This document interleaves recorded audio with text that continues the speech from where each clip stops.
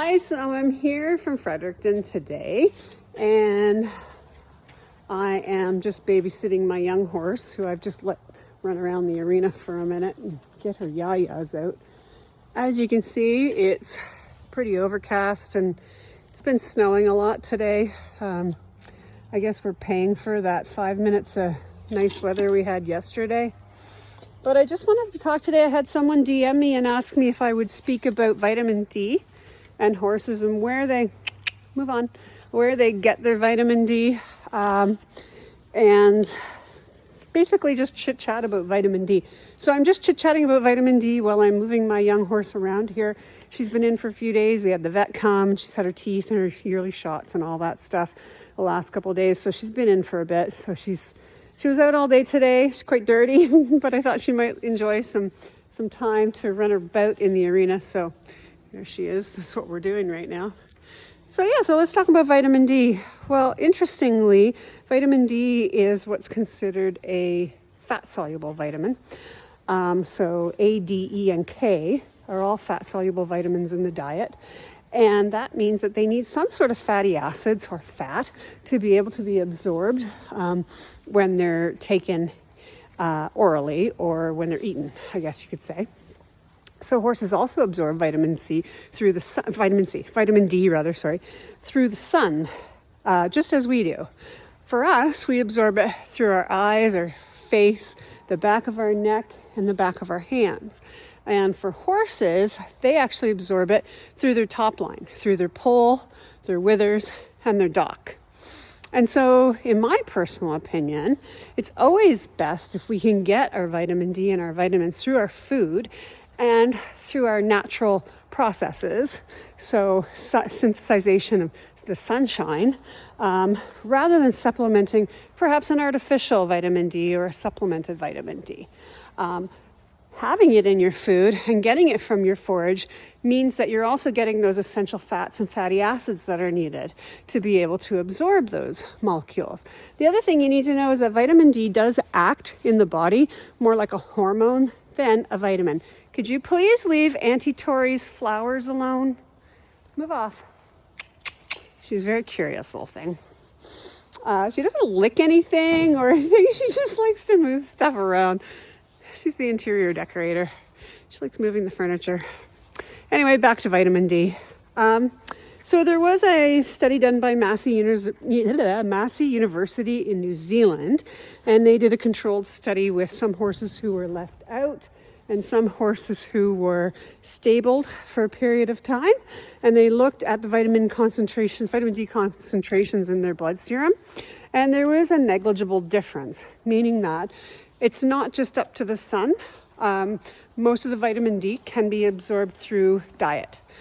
And the interesting thing about this is that it's really hay and forage dependent, because there's a lot of factors that have to do with how your hay is grown that preserve the vitamin D. So hay loses vitamin D with age. So by this time of year, the vitamin D levels in your hay are probably very, very waning. And when you cut your hay, it's really important. Hey, get out of there. When you do cut your hay, there's a lot of factors in actually the husbandry of the hay or making the hay that affect how much vitamin D is reserved in the hay. One of them is the wilting process of the hay and how the hay sits and how long it sits in the field. Was it tedded in time? What time of year was the hay cut? Hey, get out of there. There's chairs there, and I'm just always worried she's going to get a foot caught in a chair. So it really depends on what time of the year it was cut. If you leave your hay out too long, then definitely it depletes vitamin D.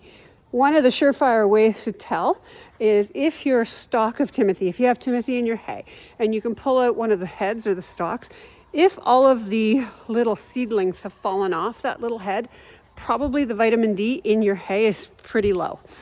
So it is important to make sure that you are supplementing.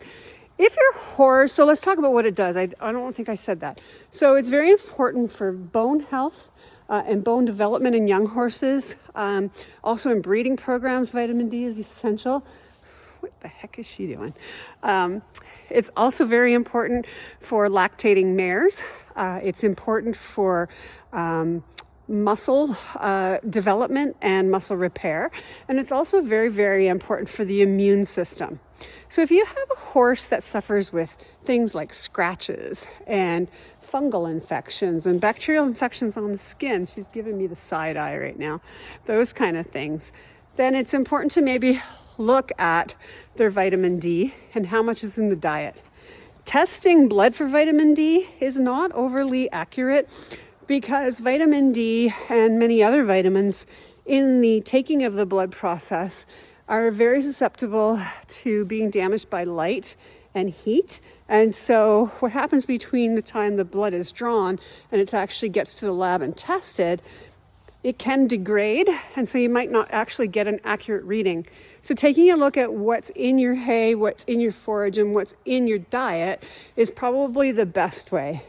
One little thing about blanketing that I'd like to talk about is that I see a lot of young horses blanketed, and if you can, and when you can, it's crucial that even here in the Maritimes where we don't get a lot of sun, it's important that you make sure that you have your horse out as often as you can with no blanket on so that they can absorb and synthesize their own vitamin D through their skin. I think that's pretty much all I wanted to say about vitamin D. If there's anything I didn't cover and you have any questions about vitamin D, reach out. One of the best ways to make sure you're getting enough vitamin D in your diet is to actually have a nutrition consultant like me analyze your diet and take a look at your hay and see exactly, oh, someone's coming to visit, see exactly what's going on. And if you have enough in your diet, oh my goodness, you are so dirty. Yes. Say hello, Nova. Hello.